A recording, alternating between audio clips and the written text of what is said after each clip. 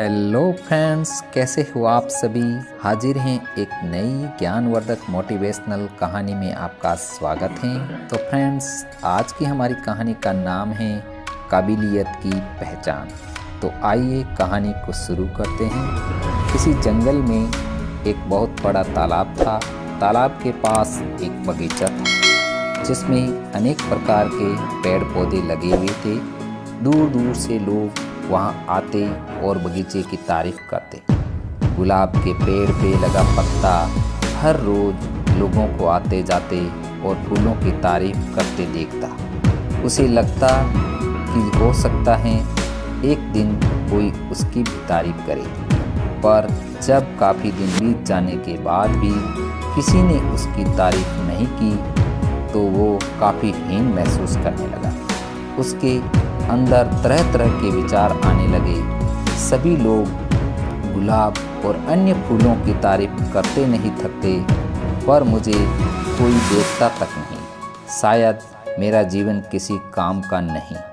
कहाँ ये खूबसूरत फूल और कहाँ मैं। और ऐसे सोच विचार कर वो काफ़ी उदास रहने लगा। यूं ही दिन बीतते गए।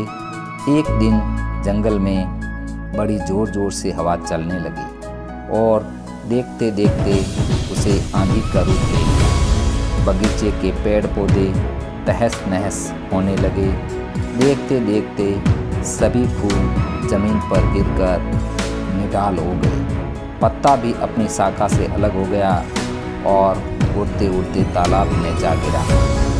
पत्ते ने देखा कि उससे कुछ ही दूर पर कहीं से एक चींटी हवा के झोंकों की वजह से तालाब में आ गिरी थी और अपनी जान बचाने के लिए संघर्ष कर रही थी। चींटी प्रयास करते करते काफ़ी थक चुकी थी और उसे अपनी मृत्यु लगभग तय लग रही थी। तभी पत्ते ने उसे आवाज़ दी, घबराओ नहीं, आओ मैं तुम्हारी मदद करता हूँ। और ऐसा कहते हुए अपनी पीठ ऊपर बैठा लिया।